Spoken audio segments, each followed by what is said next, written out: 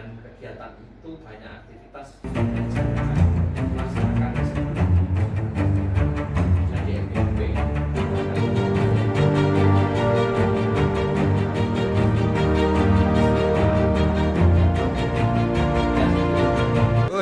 Bun. Ya. Assalamualaikum warahmatullahi wabarakatuh. Waalaikumsalam warahmatullahi wabarakatuh. Selamat pagi. Pagi. Apa kabar kalian pada pagi hari ini? Alhamdulillah baik. Ya, untuk mengawali pembelajaran kita, mari kita berdoa terlebih dahulu. Silakan dipimpin berdoa. Sebelum kita belajar, marilah kita berdoa menurut agama dan keyakinan kita masing-masing. Berdoa mulai. Bismillahirrahmanirrahim.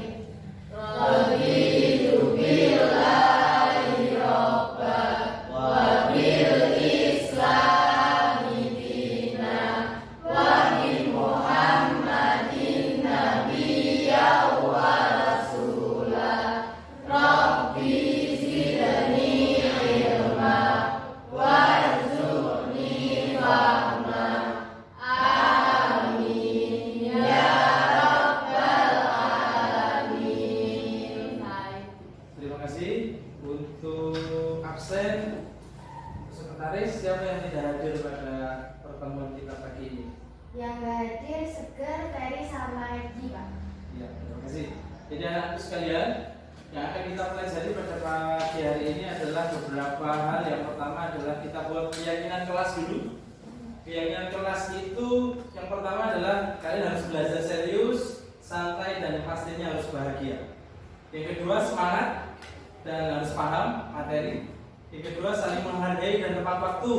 Jadi nanti kalau ada yang tidak tepat waktu atau terlambat, ya kita nanti beri hukuman. Yang kedua diselingi dengan humor pastinya, supaya kalian juga enjoy dalam pembelajaran. Yang selanjutnya adalah saling menghargai dan memiliki hak yang sama dalam berpendapat. Silakan bertanya apabila nanti ada hal yang belum kalian pahami. Yang kedua, peka dengan mikrofon, berkata dengan sopan, tidak boleh berkata jorok. Budaya positif. Jadi hal yang perlu kalian pahami di kelas selain belajar pembelajaran yang diajarkan Bapak Ibu guru, mulai dari belajar matematika, fisika, biologi, ada hal lain yang harus kalian pelajari. Apa itu budaya positif di sekolah? Budaya positif itu seperti ini. Jadi kalian yang dulunya kita mencoba mengubah agar orang lain pandangannya sama dengan kita. Sekarang kalian harus berubah pikirannya. Berubah bagaimana? Kita berusaha memahami pandangan orang lain tentang dunia. Setiap orang itu memiliki pandangan yang berbeda terhadap dunia, terhadap kehidupannya masing-masing. Gak boleh kita fokusnya begini, yang lain temannya harus begini, tidak. Jadi kita harus menghargai pandangan orang lain terhadap kehidupan. Yang kedua, perilaku buruk dilihat sebagai suatu kesalahan. Kita rubah itu. Semua perilaku, entah itu baik maupun positif, itu memiliki tujuan tertentu. Maling pun paling negatif pasti memiliki tujuan tertentu. Jadi kita lihat positifnya. Yang ketiga, orang lain bisa mengontrol saya. Kita rubah, hanya Anda yang bisa mengontrol diri Anda sendiri. Tidak boleh kalian mengontrol temannya, bisa. Yang keempat, saya bisa mengontrol orang lain. Nah, ini Anda tidak bisa mengontrol orang lain. Selanjutnya, pemaksaan ada pada suatu bujukan yang gagal.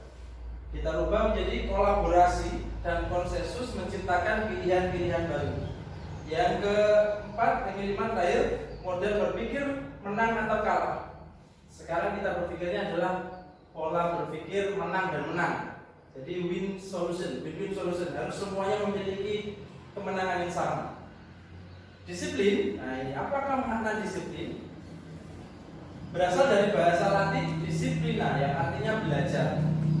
Terus kemudian makna asal dari kata ini berkonotasi dengan disiplin diri dari murid-murid Socrates dan Plato. Disiplin diri membuat orang menggali potensinya menuju sebuah tujuan apa yang dia hargai. Selanjutnya, Namun dalam budaya kita, makna kata disiplin telah berubah menjadi sesuatu yang dilakukan seseorang pada orang lain untuk mendapatkan kepatuhan. Padahal tidak seperti itu. Disiplin itu adalah ini ketidaknyamanan. Kalau kita berpikirnya disiplin itu pasti tidak nyaman, padahal tidak. Bukan dengan apa yang kita hargai atau pencapaian suatu tujuan mulia. Padahal seperti itu. Makna daripada kata disiplin. Nilai-nilai kebajikan universal yang harus kalian pahami. Nilai-nilai kebajikan adalah sifat-sifat positif manusia yang merupakan tujuan mulia yang ingin dicapai setiap individu. Setiap individu kalian pasti ingin memiliki sebuah tujuan. Nah, makanya disebut dengan nilai-nilai kebajikan. Nilai-nilai tersebut bersifat universal dan lintas bahasa, suku, bangsa, agama maupun latar belakang. Jadi yang dimaksud dengan nilai-nilai kebajikan universal itu nilai-nilai yang dipahami oleh seluruh umat manusia bahwa itu nilai positif. Yang pertama, setiap perilaku atau perbuatan memiliki suatu tujuan yang sudah disebutkan. Yang kedua, dengan mengaitkan nilai-nilai kebajikan yang diyakini seseorang, maka motivasi intrinsiknya akan terbangun sehingga menggerakkan motivasi dari dalam untuk dapat mencapai tujuan mulia yang diinginkan. Jadi kalian dalam kehidupan dari SD sampai dengan SMA, sekolah itu diajarkan untuk belajar mematuhi peraturan. Karena nanti setelah lulus di kehidupan masyarakat ada peraturan-peraturan tidak boleh dilanggar. Maka dari itu harus muncul ini kebajikan yang diyakini seseorang akan motivasi intrinsiknya. Jadi dimunculkan motivasi dari dalam diri. Kalian kalau masukkan baju, apalagi yang cowok, kalau nggak ada gurunya, nih, kalau gurunya lewat, nggak telepon, kan begitu. Itu motivasi tidak dari dalam, karena kalian menyadari bahwa ada guru, motivasinya harus dimasukkan. Kalau motivasi dari dalam, itu terbangun dari kesadaran diri sendiri. Nilai-nilai kebajikan yang akan dicapai oleh setiap anak Indonesia kita kenal dengan profil pelajar Pancasila. Yaitu apa saja? Beriman, bertakwa kepada Tuhan Yang Maha Esa dan berakhlak mulia. Yang kedua, mandiri. Kalian harus mandiri, tidak boleh tergantung oleh orang lain. Nanti pendidikan itu tujuannya adalah membuat kalian tidak bergantung kepada orang lain, harus mandiri. Yang ketiga, bernalar kritis. Bernalar kritis. Selanjutnya adalah berkebinekaan tunggal, global, bergotong royong dan kreatif. Seperti itu. Teori motivasi perilaku manusia. Jadi setiap perbuatan itu memiliki motivasi, memiliki tujuan tertentu.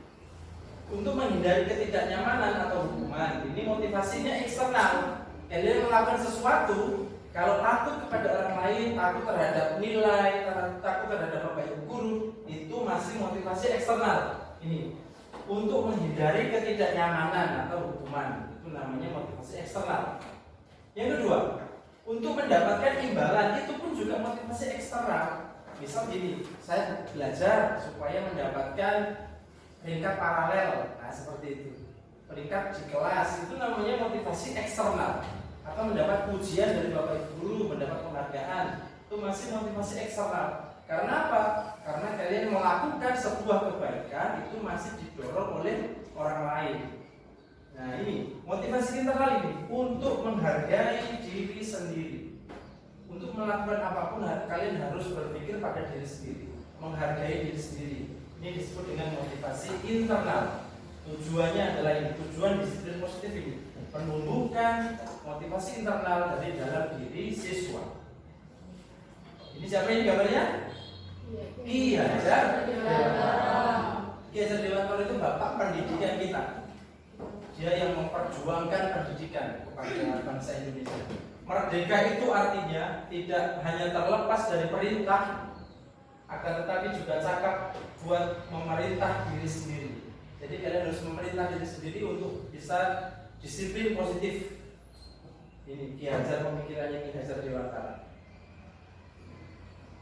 Ya, ini salah satu disiplin positif yang ingin saya kembangkan di sekolah adalah belajar untuk antri. Antri, tahu antri ya? Jadi kalian memahami bahwasanya antri itu salah satunya adalah hal positif untuk menghargai orang lain. Maka dari itu ini materinya antri, budaya antri. Di ini antri harus berjajar. Contohnya antri pada saat kapan Pak? Kalian jika pada saat mengumpulkan tugas kepada Bapak Ibu guru nggak boleh bergerumbul, harus antri. Jadi satu-satu dinilai, selesai kembali ke tempat duduk, satu lagi antrian, harus sesuai dengan antrian. Belajar untuk antri. Budaya antri memberi banyak manfaat. Ini pemikiran dari guru-guru Australia. Jadi guru-guru Australia itu meyakini bahwa ini, kami tidak terlalu khawatir jika anak-anak sekolah dasar kami tidak pandai matematika. Tetapi kami jauh lebih khawatir jika mereka tidak pandai untuk antri. Jadi kalian budayakan untuk antri itu, kalau slogan-slogan budaya untuk antri ya memang. Jadi antri itu adalah budaya untuk menghargai orang lain. Kalau kalian wudu misalnya di di musola zuhur ya harus antri, nggak boleh bergerumbul, harus antri. Terus di kantin ketika kalian ingin belanja, jajan dan sebagainya itu juga harus antri. Mulai dari kapan? Mulai dari hari ini. Dari siapa? Dari saya sendiri. Kalau konco ini masih bergerumbul nggak usah diperhatikan. Yang penting saya membudayakan diri sendiri untuk antri. Nih, apapun yang terjadi tetaplah antri walaupun butuh apa ya? BAB ya, harus tetap antri. Apapun yang terjadi kondisinya kita tetap. Ya, bidang ilmu yang melakukan penelitian tentang antri adalah ini, teori antrian. Ya, jadi antri seperti ini sandaling ya. Yang penting adalah menghargai orang. Terima kasih. Itu saja itu saja materi dari saya.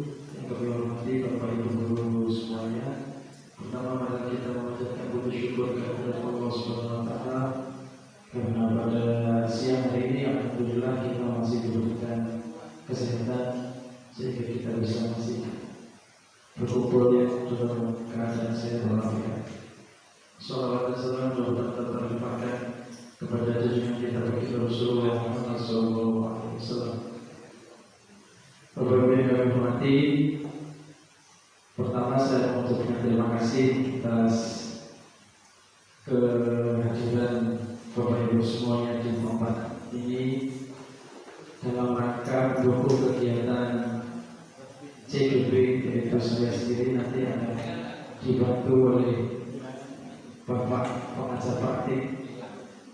Bapak Ibu yang kami hormati, agenda kita pada siang hari ini ada dua. Yang pertama nanti diseminasi budaya positif.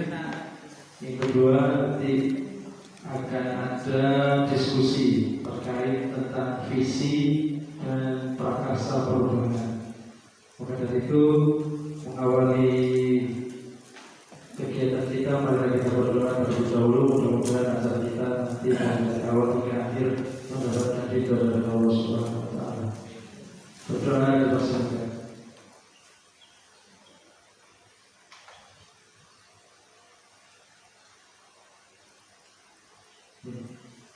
bisa diakhiri. Terima kasih Bapak Ibu semuanya. Untuk yang pertama, kegiatan kita adalah budaya positif. Di sini diseminasi yang akan saya lakukan terkait dengan pemenuhan tugas saya pribadi dalam rangka di tugas yang tahun lalu, yaitu kegiatan penyampaian materi yang sudah saya pelajari selama 3 bulan yang lalu. Jadi di CGP ini nanti berjalan prosesnya selama 6 bulan 3 bulan sudah saya lalui. Terus kemudian mulai hari ini nanti ada pretest untuk modul selanjutnya. Jadi 3 bulan yang akan datang mulai kegiatan lagi. Terus kemudian besok hari Minggu ada kegiatan lokakarya di SMA Negeri 1 Gambira. Jadi penyampaian diseminasi ini yang terkait tentang budaya positif. Sekarang Bapak Ibu bisa menyaksikan budaya positif itu seperti apa. Nah, ini ada beberapa pertanyaan pemantik dulu yang perlu Bapak Ibu jawab. Yang pertama, apakah hukuman dapat mendisiplinkan anak? Setuju atau tidak? Selama ini kita sudah melaksanakan namanya hukuman, anak tidak memasukkan baju, anak bolos dan sebagainya, sudah kita hukum. Tapi pada kenyataannya itu anak kembali lagi kepada kenakalan-kenakalan tersebut. Ternyata hukuman ini Bapak Ibu tidak dapat membuat anak menjadi lebih baik. Yang kedua, pemberian hukuman dengan hal positif seperti membaca atau membersihkan halaman sekolah, apakah dapat meningkatkan kedisiplinan anak? Sedikit. Yang ketiga, di waktu ngaji, memberi penghargaan di waktu ngaji, apakah dapat meningkatkan motivasi belajar anak? Belum. Nah, makanya di disiplin positif ini harapannya adalah anak melakukan kegiatan atau melakukan sesuatu kebaikan itu berdasarkan motivasi dari diri sendiri, motivasi intrinsik, bukan motivasi dari luar, termasuk hukuman, termasuk pujian, termasuk pemberian penghargaan, itu masih dari luar. Harapannya anak yang melakukan sesuatu itu berdasarkan dari dalam dirinya sendiri. Ini ada beberapa pertanyaan yang perlu saya bacakan, 3 saja. Bagaimana cara mengatasi siswa yang berulang kali melakukan kesalahan yang sama? Yang kedua, bagaimana teknik pemberian penghargaan atau pujian yang tepat pada siswa supaya tidak merusak motivasi siswa? Jadi ada beberapa pertanyaan yang perlu kita pesari bersama, bahwasanya apa yang sudah kita lakukan di sekolah ini sudah benar atau tidak, macam itu. Disiplin positif dan nilai-nilai kebijakan. Kita sebagai Bapak Ibu guru mohon sekali kadang memiliki pemikiran bahwasanya kita mampu mengontrol siswa, mampu kita mendidik siswa, padahal tidak. Kita ngomong saat ini ya, tapi padahal di belakang kita kadang anak-anak sendiri melakukan hal yang di luar keinginan kita secara pribadi. Ini sebagai contoh perubahan paradigmanya ini. Kegiatan kepala tangan, Bapak Ibu. Misal saya memegang sebuah tulisan, dibujuk oleh Pak Anak untuk membuka tulisan ini. Kira-kira dengan bujukan yang rayuan, bujukan dan sebagainya, apakah Pak Anak bisa mempengaruhi saya untuk membuka kepala tangan saya? Belum tentu. Ada 2 pilihan, bisa saya buka atau bisa tidak. Kegiatan ini tidak tergantung Bapak, tapi tergantung secara saya pribadi. Maka dari itu, ini perubahan paradigma ini yang harus kita pikirkan. Termasuk juga siswa. Kita kepada siswa juga tidak bisa mengontrol siswa terlalu mendalam. Yang ada kita bisa lakukan adalah mengarahkan siswa. Stimulus respon ini sesungguhnya yang memiliki kontrol itu siapa? Yang memiliki kontrol itu adalah siswa itu sendiri. Kita tidak bisa mengontrol sepenuhnya siswa. Maka dari itu harus dimunculkan yang namanya motivasi pribadi dari siswa itu sendiri. Yang pertama stimulus responnya. kita mencoba mengubah orang atau siswa agar berpandangan sama dengan kita. Apa yang kita lakukan betul, belum tentu orang lain betul. Makanya dari itu kita ubah mindset kita, bahwasanya apa yang dilakukan itu belum, kita nggak boleh berpandangan sama agar orang lain berperilaku sama dengan kita. Tapi kita ubah dengan kita berusaha memahami pandangan orang lain tentang dirinya. Kita memahami pandangan orang. Yang kedua, perilaku buruk dilihat sebagai suatu kesalahan. Kita ganti dengan semua perilaku pasti memiliki tujuan. Yang ketiga, orang lain bisa mengontrol saya. Kita ubah menjadi, kita berubah hanya Anda, hanya diri kita pribadi yang dapat mengontrol diri Anda sendiri. Yang keempat, saya bisa mengontrol orang lain.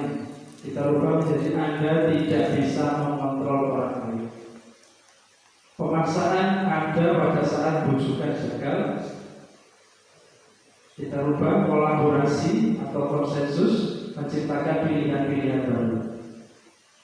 Kemudian model berpikir menang atau kalah, kita ganti menjadi berpikirnya menang dan menang, sama-sama menang. Jadi tujuannya sama, yaitu menjadikan anak menjadi lebih baik. Disiplin positif. Teori kontrol ini dikembangkan oleh Dr. William Glasser. Di sini ada beberapa bagian. Anda tidak dapat mengontrol orang lain, makanya makna disiplin. Yang kedua, semua perilaku memiliki tujuan. Tujuan itu motivasi untuk menghindari hukuman, terus kemudian untuk mendapatkan imbalan, itu masih motivasi, tapi motivasi dari luar. Untuk menghargai diri sendiri, nah itu nanti bagaimana kita sebagai seorang guru mampu memunculkan suatu keyakinan kepada siswa bahwasanya kita anak-anak itu melakukan sesuatu untuk menghargai dirinya sendiri. Baru itu adalah motivasi internal. Tanpa kita tahu, tanpa kita ada keberadaan kita, dia tetap melakukan kebaikan yang kita inginkan. Makanya perlu kita menghadirkan sesuatu dalam hati dia, bahwasanya itu adalah untuk menghargai dirinya sendiri. Nanti kita juga akan belajar 5 posisi kontrol, Bapak Ibu, penghukum, membuat rasa bersalah dan sebagainya. Kita masuk kepada disiplin. Berasal dari kata disiplin. Dalam budaya kita, disiplin itu menjadi sesuatu seseorang pada orang lain untuk mendapatkan kepatuhan.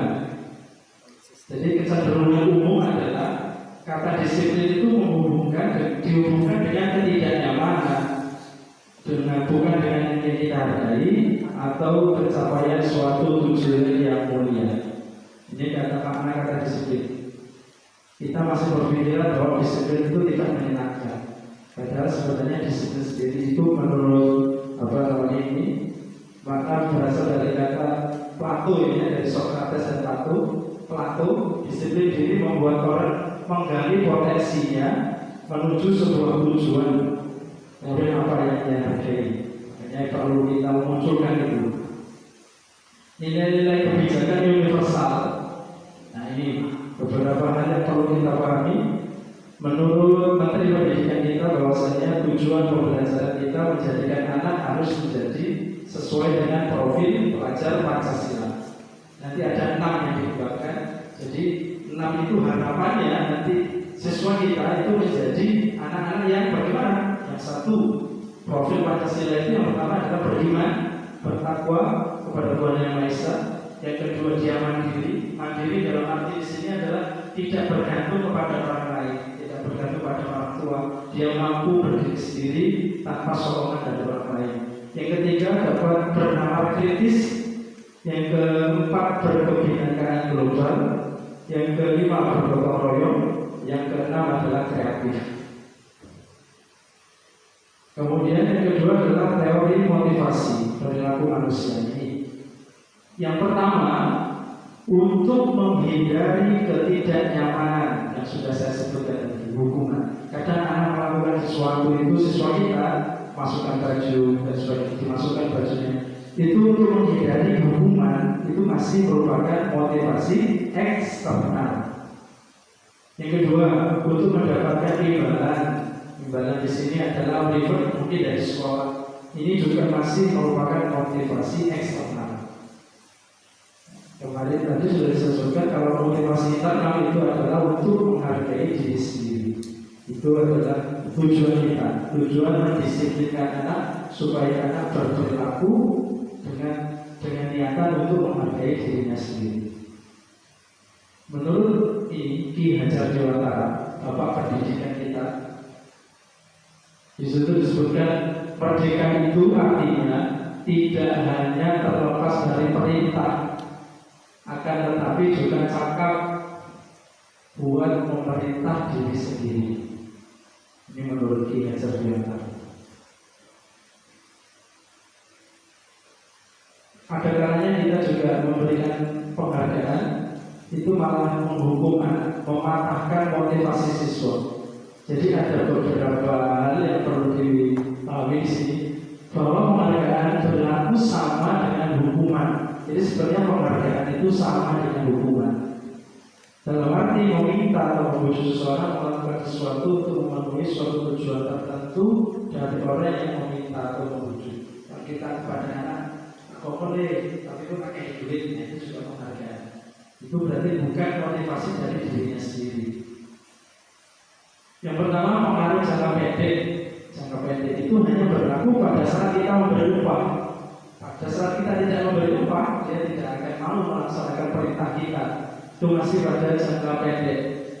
Penghargaan penghukum, penghargaan mengurangi ketepatan, penghargaan tidak efektif, penghargaan dapat merusak hubungan. Merusak hubungan dalam arti apabila penghargaan itu tidak diberikan sesuai yang diharapkan, itu juga anak akan gereja-gereja dan sebagainya. Ini juga akan mempengaruhi motivasi anak. Dihukum oleh penghargaan dan sudah ini penghargaan menurunkan kualitas, kemudian penghargaan dapat mematikan kreativitas, dan itu penghargaan juga dapat mengurangi motivasi intrinsik.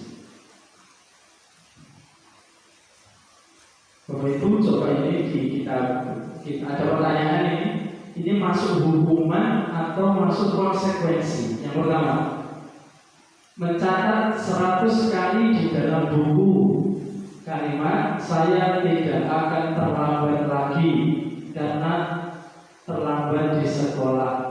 Ini termasuk hukuman atau konsekuensi? Hukuman atau konsekuensi? Hukuman. Yang kedua, lari mengelilingi lapangan basket 2 kali karena terlambat hadir di sekolah. Ini termasuk hukuman atau konsekuensi? Hukuman. Hukuman ya. Yang ketiga, murid diminta untuk push up 15 kali karena tidak menggunakan masker ke sekolah. Hukuman atau konsekuensi? Hukuman. Yang keempat, 2 kali karena terlambat hadir di sekolah. Ini termasuk hukuman atau konsekuensi? Hukuman. Hukuman ya.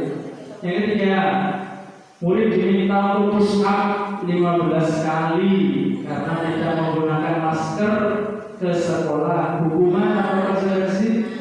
Hukuman. Yang keempat, menggantikan kertas tugas teman yang telah dicoret-coret. Konsekuensi. Membersihkan tumpahan air di meja tulis karena tersenggol pada saat belajar. Konsekuensi. Murid disuruh untuk mengenakan sepatu seharian di sekolah karena tidak mengenakan sepatu hitam. Maksudnya dicopot sepatuan itu ya. Itu termasuk hukuman atau konsekuensi? Apa? Hukuman atau konsekuensi? Hukuman. Lari mengelilingi lapangan basket 2 kali karena terlambat 10 menit untuk pelajaran PJOK ini. Konsekuensi. Kalau hukuman itu biasanya menimbulkan menyakiti, itu namanya ada sesuatu yang tidak mengenakan, itu namanya hukuman. Ini jawabannya hukuman, konsekuensi. Hukuman ini bedanya hukuman dengan konsekuensi. Kalau hukuman itu sesuatu yang menyakitkan harus terjadi, itu namanya hukuman. Kalau konsekuensi sesuatu harus terjadi. Terjadi itu tidak harus menyakitkan. Yang kedua, membuat anak sakit, ini juga hukuman. Konsekuensinya kita tindakan konsekuensi membuat anak merasa tidak nyaman dalam jangka waktu pendek. Anak hukuman, anak membenci kedisiplinan. Konsekuensi pengaruhnya anak dapat menghargai disiplin. Jadi lebih bagus ke konsekuensi. Hukuman itu sifatnya memaksa, sedangkan konsekuensi itu sifatnya stimulus dan hambatan. Hukuman sifatnya juga mendorong anak menyakiti diri sendiri, mendorong anak agar mudah menyesuaikan diri. Ini masuk ke dalam konsekuensi. Hukuman konsep diri yang buruk, konsekuensi konsep diri yang baik. Terus kemudian anak belajar untuk menyembunyikan kesalahan. Cenderung anak dihukum itu seperti itu, menyembunyikan kesalahannya. Kalau konsekuensi anak belajar untuk mematuhi peraturan. Marah, rasa bersalah, dipermalukan, merasa tidak dihargai. Biasanya anak dihukum itu seperti itu. Setelah dihukum anak akan merasa marah pada diri sendiri, juga akan marah kepada bapak ibu gurunya. Konsekuensi itu lebih kepada kehilangan hak, dibuat tidak nyaman, diasingkan untuk sementara. Jadi kalau menurut bapak ibu, antara hukuman dengan konsekuensi itu lebih bagus yang mana? Konsekuensi. Pemberian konsekuensi terhadap apa yang telah dilakukan. Ada lagi sekarang restitusi. Jadi ada hukuman, kemudian ada konsekuensi, yang terakhir ada restitusi. Restitusi ini adalah proses untuk menciptakan kondisi bagi murid memperbaiki kesalahan mereka, sehingga mereka bisa kembali pada kelompok dengan karakter yang lebih kuat. Jadi restitusi ini sama halnya dengan hukuman, sama halnya dengan konsekuensi, namun berbeda. Tapi itu sama. Nanti istilahnya memunculkan kesadaran dalam dirinya sendiri. Ini identitas gagal, hukuman, sesuatu yang menyakitkan dari sudah. Konsekuensi sesuatu harus terjadi. Tapi restitusi merupakan pilihan anak untuk terus melakukan kegiatan yang salah tersebut atau memilih untuk memperbaiki kesalahan tersebut. Itu namanya restitusi. Jadi bapak ibu guru di sini menegur siswa dengan memberikan pilihan. Yang ketiga tadi sudah disebutkan, kalau konsekuensi tidak nyaman, kalau restitusi menguatkan murid atau anak dalam jangka waktu panjang. Jadi restitusi ini mampu memunculkan motivasi diri. Masalah dapat terpecahkan, terus kemudian murid belajar bertanggung jawab untuk perilakunya. Fokus pada pemecahan masalah dalam jangka waktu panjang. Ini restitusi. Selamat datang Bapak. Caranya adalah restitusi. Apa yang kamu yakini, apa yang kamu bisa lakukan untuk memperbaiki masalah ini. Murid atau anak menghormati dirinya dan orang lain. Ini 9 ciri-ciri restitusi. Jadi tadi hukuman, konsekuensi, sekarang restitusi. Bukan untuk menebus kesalahan, namun kita belajar dari kesalahan. Hukuman atau konsekuensi? Hukuman. Yang keempat, menggantikan kertas tugas teman yang telah dicoret-coret. Konsekuensi. Membersihkan tumpahan air di meja tulis karena tersenggol pada saat belajar. Konsekuensi. Murid disuruh untuk mengenakan sepatu seharian di sekolah karena tidak mengenakan sepatu hitam, maksudnya dicopot sepatuan gitu ya. Itu termasuk hukuman atau konsekuensi? Apa? Hukuman atau konsekuensi? Hukuman. lari mengelilingi lapangan basket 2 kali karena terlambat 10 menit untuk pelajaran PJOK ini. Konsekuensi. Kalau hukuman itu biasanya menimbulkan menyakiti, itu namanya ada sesuatu yang tidak mengenakan, itu namanya hukuman. Ini jawabannya hukuman konsekuensi. Konsekuensi. Hukuman ini bedanya hukuman dengan konsekuensi. Kalau hukuman itu sesuatu yang menyakitkan harus terjadi, itu namanya hukuman. Kalau konsekuensi sesuatu harus terjadi. Terjadi itu tidak harus menyakitkan. Yang kedua, membuat anak sakit, ini juga hukuman. Konsekuensinya kita tindakan konsekuensi membuat anak merasa tidak nyaman dalam jangka waktu pendek. Hukuman anak membenci disiplinan. Konsekuensi pengaruhnya anak dapat menghargai disiplin. Jadi lebih bagus konsekuensi. Hukuman itu sifatnya memaksa, sedangkan konsekuensi itu sifatnya stimulus dan hambatan. Hukuman sifatnya juga mendorong anak menyakiti diri sendiri, mendorong anak agar mudah menyesuaikan diri. Ini masuk ke dalam konsekuensi. Hukuman konsep diri yang buruk, konsekuensi konsep diri yang baik. Terus kemudian anak belajar untuk menyembunyikan kesalahan. Cenderung anak dihukum itu seperti itu, menyembunyikan kesalahannya. Kalau konsekuensi anak belajar untuk mematuhi peraturan. Marah, rasa bersalah, dipermalukan, merasa tidak dihargai. Biasanya anak dihukum itu seperti itu. Setelah dihukum anak akan merasa marah pada diri sendiri, juga akan marah kepada bapak ibu gurunya. Konsekuensi itu lebih kepada kehilangan hak, dibuat tidak nyaman, diasingkan untuk sementara. Jadi kalau menurut bapak ibu, antara hukuman dengan konsekuensi itu lebih bagus yang mana? Konsekuensi. Pemberian konsekuensi terhadap apa yang telah dilakukan. Ada lagi sekarang restitusi.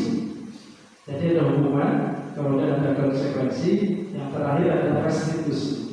Restitusi ini adalah proses untuk menciptakan kondisi bagi murid memperbaiki kesalahan mereka, sehingga mereka bisa kembali pada kelompok dengan karakter yang lebih kuat. Jadi restitusi ini sama halnya dengan hukuman, sama halnya dengan konsekuensi, namun berbeda. Tapi itu sama. Nanti istilahnya memunculkan kesadaran dalam dirinya sendiri. Ini identitas gagal, hukuman, sesuatu yang menyakitkan dari sudah. Konsekuensi sesuatu harus terjadi. Tapi restitusi merupakan pilihan anak untuk terus melakukan kegiatan yang salah tersebut atau memilih untuk memperbaiki kesalahan tersebut. Itu namanya restitusi.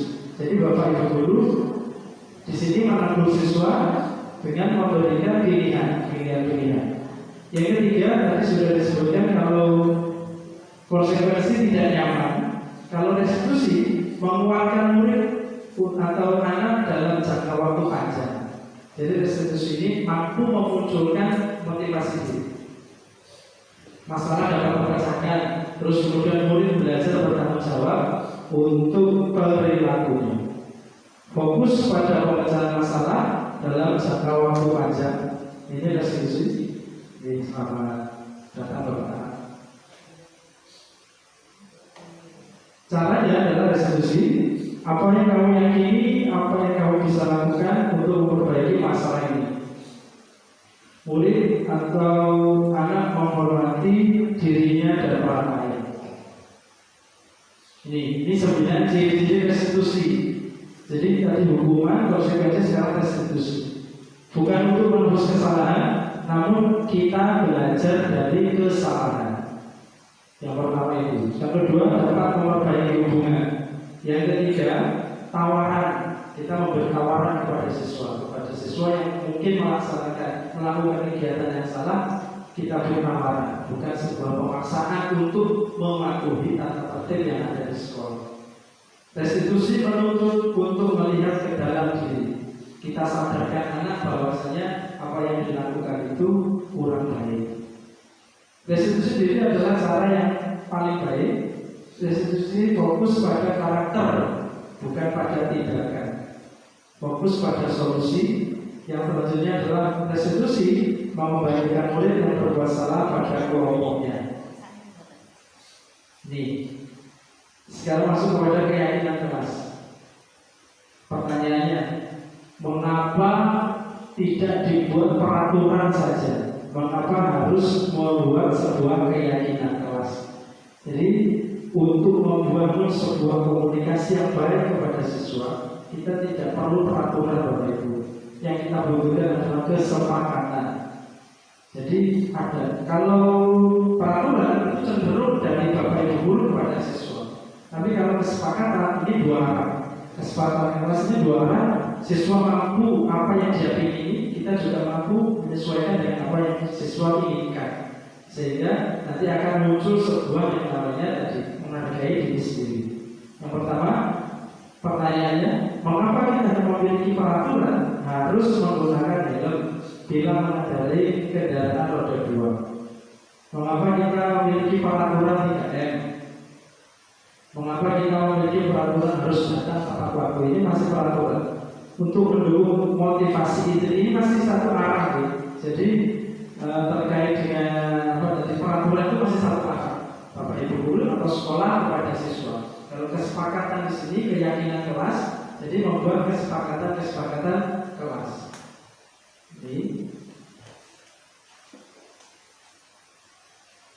Ini pertanyaan lagi, Bapak Ibu. Selalu kembalikan buku ke tempatnya. Ini nilai keyakinan kelas apa yang harus kita kembangkan kepada siswa? Selalu kembalikan buku ke tempatnya. Nilai-nilai apa yang kita inginkan ada pada siswa? Disiplin.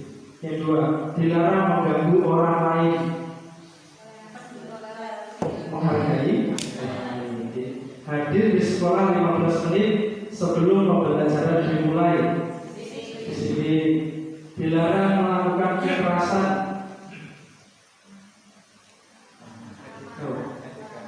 Keamanan.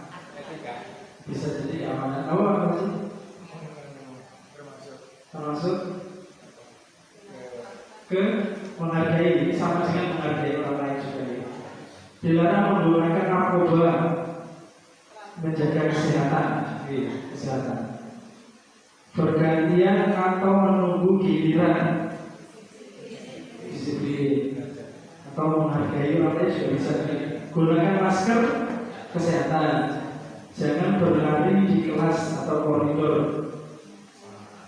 Keselamatan. Jadi selalu kembalikan buku ke tempatnya. Nilainya adalah tanggung jawab. Dilarang mengganggu orang lain, menghormati orang lain. Hadir. Jadi nilai-nilai itu yang akan kita tanamkan kepada siswa. Ada beberapa kebutuhan dasar memang sebagai seorang manusia. 5 dasar ini yang perlu, yang saya yakin pasti Bapak Ibu pun juga butuh. Yang pertama adalah bertahan hidup. Yang kedua adalah kasih sayang dan rasa diterima dalam sebuah lingkungan. Yang ketiga ada kesenangan. Kesenangan itu bisa lewat hobi, bisa lewat senang. Yang ketiga apa? Ada kebebasan. Yang kelima ada kepuasan. Ini adalah 5 dasar kebutuhan manusia yang harus terpenuhi. Jadi ada 5 posisi kontrol Bapak Ibu. Nah ini. Jadi bagaimana cara kita mengontrol siswa agar siswa itu kembali kepada kelompoknya dengan karakter yang lebih kuat. Ada 5 cara. Yang pertama lewat cara menghukum. Yang kedua lewat cara yang membuat orang merasa bersalah dengan tindakannya. Yang ketiga pendekatannya sebagai seorang teman. Yang keempat sebagai pemantau. Yang kelima sebagai manajer. Jadi ada 5 posisi lima posisi kita. Kita idealnya pilih yang mana? Kalau menghukum atau membuat orang merasa bersalah itu cenderung itu identitas gagal. Jadi kalau kita hukum siswa atau kita membuat dia merasa bersalah atas apa yang sudah dilakukan, itu merupakan identitas yang gagal. Teman atau pemantau itu juga bisa berhasil, bisa juga gagal. Berhasilnya jangka pendek. Kalau misal ada anak kita temani, kita rundui, kita akrabi, kadang anak mau mendengarkan kita, tapi tidak mau mendengarkan orang lain. Itu masih jangka pendek. Yang ketiga adalah identitas berhasil atau sukses. Nah ini menghargai diri sendiri adalah dengan apa namanya sebagai manajer. Ini ada video sudah saya lakukan.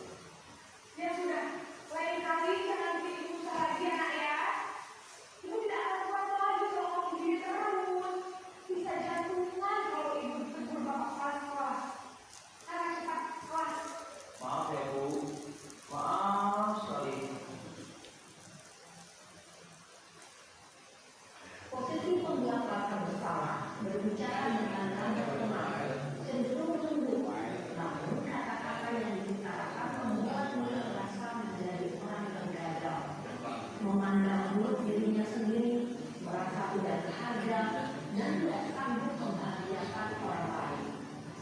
Ketika guru mengambil posisi pembatasan salah, murid akan menganggap dirinya yang salah dan ia akan menyimpan emosi negatif tersebut di dalam dirinya.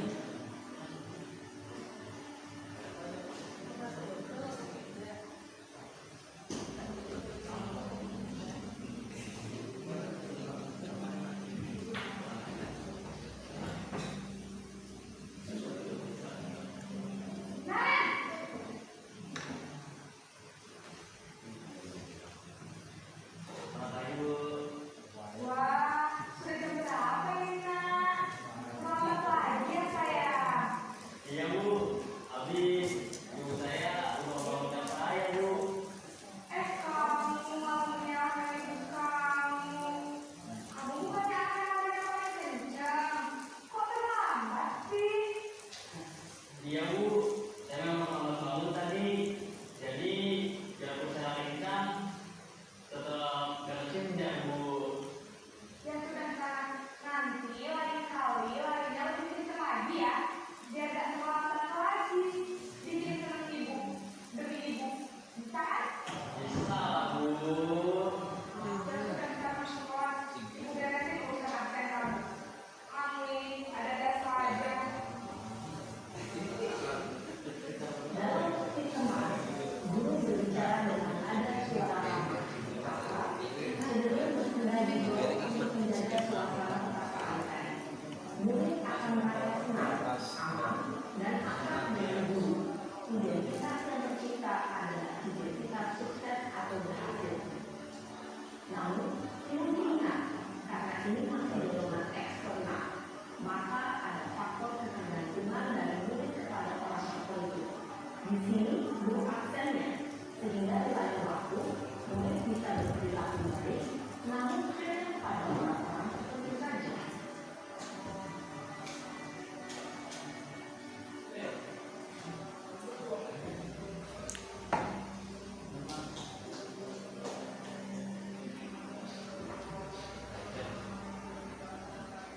Ini yang ketiga yaitu memantau itu Bapak.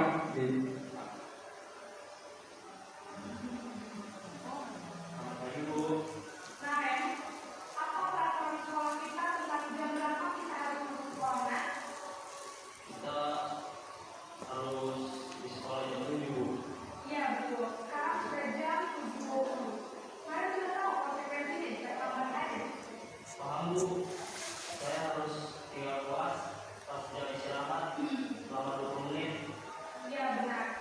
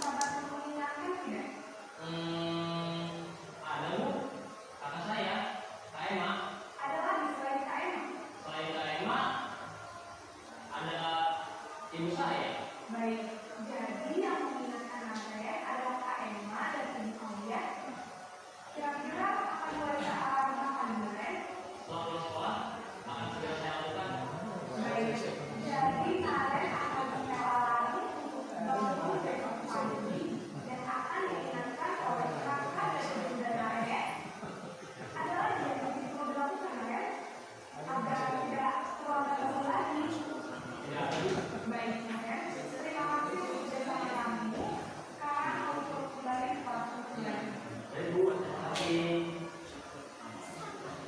Posisi manajer adalah posisi kontrol yang disarankan untuk membimbing murid-murid yang tidak diberikan konstitusi, yaitu murid yang bertanggung jawab dan dapat memecahkan masalah.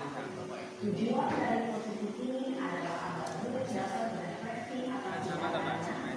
Guru akan terus memberikan pertanyaan-pertanyaan sehingga membuat murid dapat belajar dari kesalahannya dan mencari sebuah solusi untuk menyelesaikannya.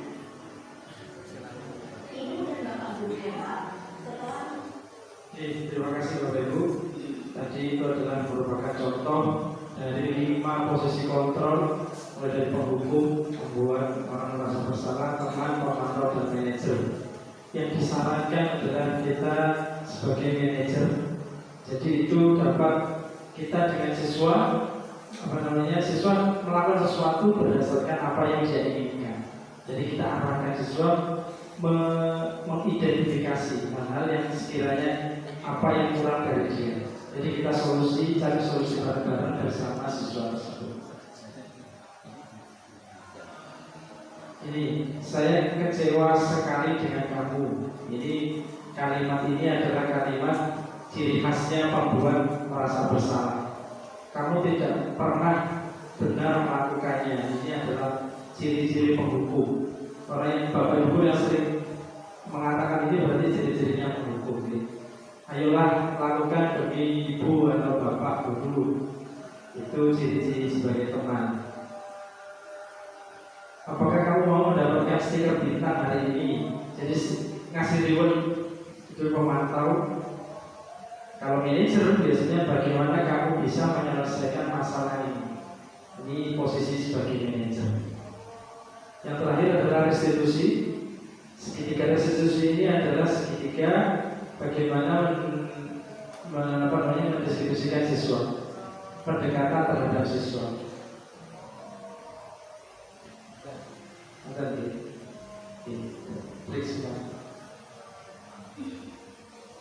Sambil makan di mana?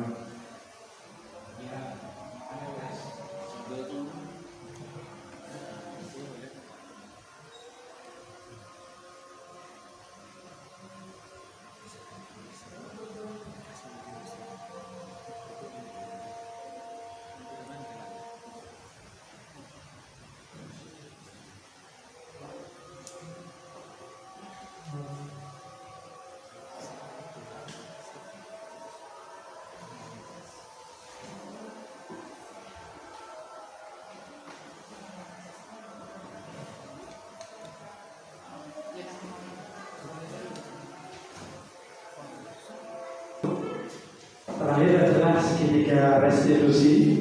Segitiga restitusi ini adalah langkah-langkah dalam kita sebagai seorang manajer yang sudah tadi disampaikan. Yang pertama adalah bagaimana kita mampu menstabilkan identitas. Menstabilkan identitas ini, langkah pertamanya adalah ini langkah yang harus dilakukan. Berbuat salah itu hanya manusiawi, tidak ada manusia yang sempurna. Bapak Ibu guru pun juga pernah berbuat salah. Ini ciri-ciri dari menstabilkan identitas. Jadi kita memaklumi kesalahan anak. Jadi semacam itu termasuk menstabilkan identitas. Yang kedua, validasi kebutuhan. Jadi setelah tadi yang pertama menstabilkan identitas, yang kedua langkah berikutnya adalah memvalidasi kebutuhan. Di sini guru berkata, kamu bisa saja kan melakukan yang lebih buruk, tapi kamu tidak melakukannya kan. Ini kalimat-kalimat yang digunakan untuk validasi kebutuhan.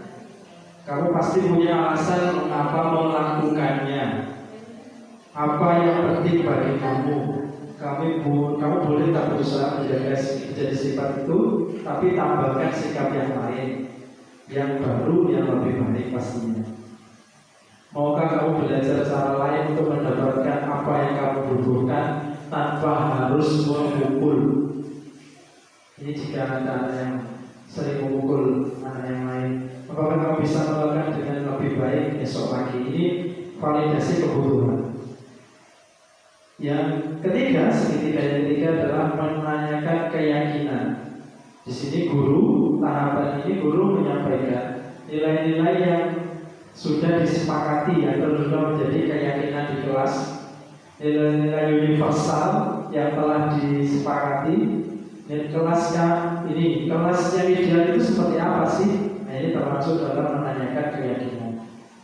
Jadi ada 3 langkah dalam kita untuk menjadi posisi sebagai seorang manajer. Saya rasa itu Bapak Ibu. Mohon maaf apabila ada kesalahan, mungkin ada pertanyaan bisa disampaikan. Jika tidak ada pertanyaan, kita masuk sesi kedua, yaitu nanti kita akan membahas